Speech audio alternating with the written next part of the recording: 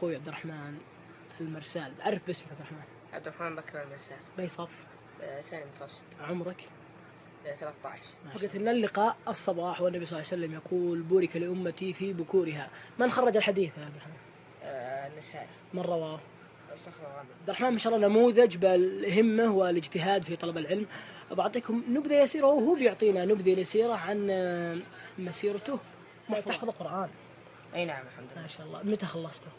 خلصت 5 سنوات وعمري 5 سنوات ونص. بحفص؟ اي خلصت إجازة حفص وأنا ماشي. إيش محفظاتك؟ محفظاتي كتب التسعة مع زياداتهم المسانيد 10 مع التحفة السنية من المتون العلمية مع دليل الطالب. ايش عبد الرحمن؟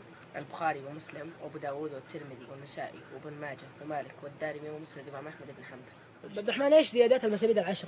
ابن خزيمة وابن حبان والبزار ومسدد وابي يعلى وابن ابي شيبة. التحفة السنية ايش المتون الموجودة فيها؟ الأصول الثلاثة وكتاب التوحيد والعقيدة الواسطية والأجرومية ومتن ورقات ونخبة الفكر وغيرها. معنى القرآن وتكلمت انه في روايتين ولا حديث وذكرت المتون اللي حفظتها. بالفقه ايش حفظت؟ دليل الطالب نيل المطالب وفيه يتكلم من مذهب الإمام. أنا المتون في أي العلوم؟ بالفقه ومصطلح الحديث والنحو العقيدة. والنحو والعقيدة. يعني طلب العلم أخذك على دراسة أثر عليك؟ لا ما أثر على الدراسة، الحمد لله نسبتي ما تنقص عن 99. ما شاء الله. ما أنت عارف سناب شات؟ أي يعني. انستغرام؟ أي. فيسبوك؟